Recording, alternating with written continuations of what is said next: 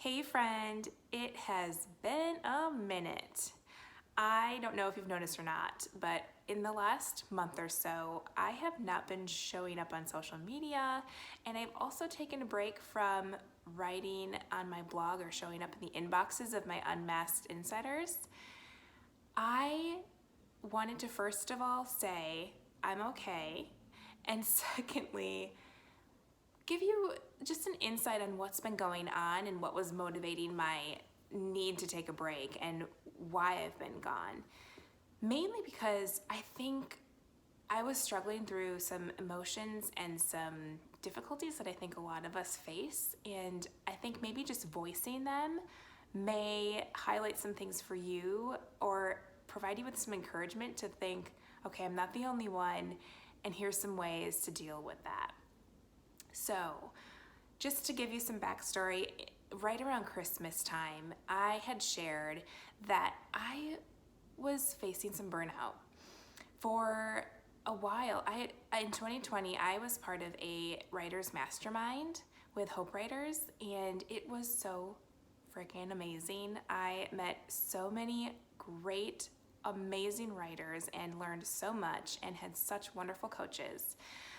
But I think I was putting myself back into that kind of achievement-oriented role that I was so well accustomed to for so very long. And I think the sneakiness of striving kind of found its way into my life, even though I was trying so hard not to let that happen. There was quite some time where I was just showing up, doing the things, and trying to move the needle forward and not seeing any progress, or feeling like I was doing so much work but not seeing much payout. And I was using this, that was my mindset. It was like I was looking at progress means this, success means this. And I was forgetting that I guess my measure of success was just a little bit skewed. And I was facing a lot of discouragement. I found myself in the trap. I mean, how many times has this happened to you where you are not trying to go to social media to compare, but you end up comparing? I personally was looking and seeing all these beautiful accounts of other writers who had just killing it, basically. I mean, people even in my mastermind who were just doing so wonderful. And in my insides, like my true Rachel, I am so thrilled for people who are doing their God-given callings and pursuing it and killing it, and just, oh my gosh, their writing is so good. But it starts to itch at this little desire inside me of but I want that too. And I started to fall into this trap of doing more, trying to be more, trying to get myself, inch my way to that measure of success that I was using to, I don't know, hold myself against. And what it looked like was me showing up and pursuing this message day after day after day, doing more and more and more, not listening to when I felt depleted or I felt like I just didn't have it in me, because I thought, well, get it together, Rachel. You have to do this. Never stopping to pause.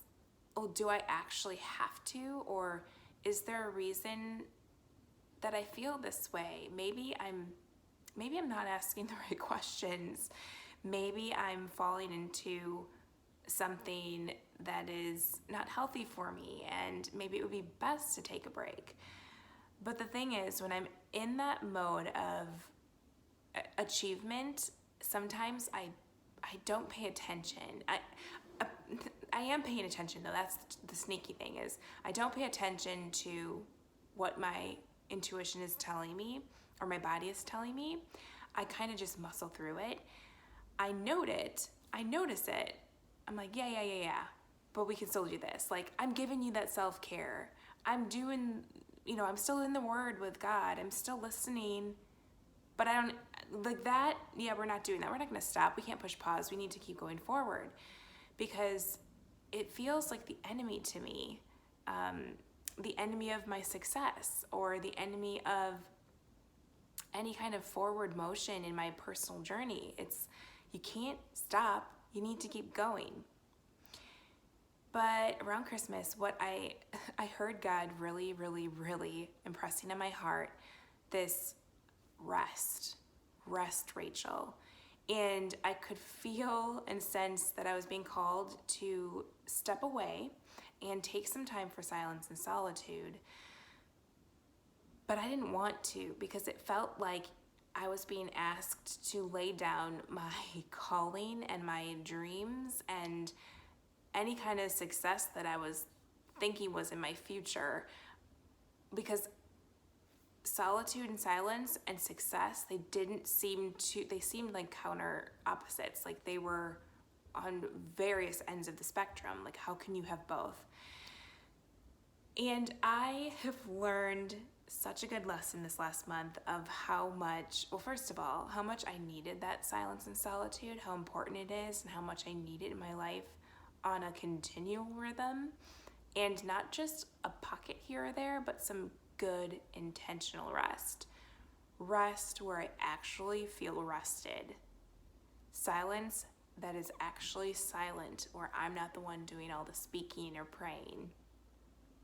And I won't get into that in grave detail, but I just learned that I not only needed it, but two, that success and then silence and solitude, it's not you have one or the other. Or at least I kind of need both of them, like all of that, in order to be successful. And also that my goal in life isn't to be success by the world's terms, but really what silence and solitude actually helped me see was that my measure of success was just completely skewed and needed to be readjusted. So anyway, I don't want to get into all the nitty-gritty details. I just wanted to pop in here and say that I intend to be showing up on social media again, and I will be returning to show up in the inboxes of my unmasked insiders. And what I want to do is just really kind of be an open book and share some of the lessons that I've been learning about silence and solitude. And I really feel like I'm in this season of what the word that I was given. I wasn't searching for a word for the year, but one that I was given was contentment. And I think silence and solitude is really helping me achieve that contentment and really recognize that my contentment doesn't lie out in the future or at a certain level of success. It's in trying to be here in the now, in the present, and really savor the moments of every day. And I think there's something that is so wonderful about contentment, because I think we just live in a culture where we are constantly striving for what's next or what's better. And while I don't think that's necessarily a bad thing, I think it can become a really toxic thing if we're not careful. And contentment allows us to have both the enjoyment of the present, the gratitude for what we have, and also allow us to move into more success, if that, by the world's terms even, but it's just coming from such a different place. So anyway, friend, I, in the coming weeks, will be sharing more about this journey through silence and solitude. I will be sharing more about, the books that I'm reading, the lessons that I'm learning. I'm going to even incorporate some of the fun, simple pleasures that I'm taking care of, that I'm enjoying along the way, like little things that help make my life a little bit more enjoyable and fun and light. And I want to share those with you as well, because I think we can have a happy balance of both the spiritual and deep, and also have fun with the little frivolous things of life as well.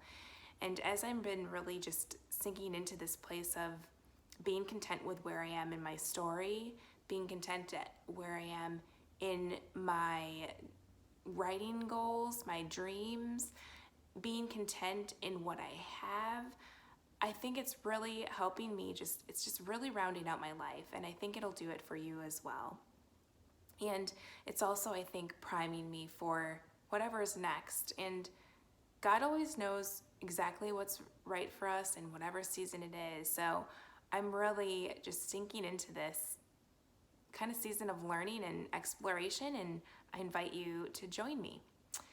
So friend, that's it for now. But as I mentioned, I will be popping back on just with little nuggets of, lessons I'm learning along the way, and practices that I'm finding really helpful in kind of making the everyday something that I enjoy living.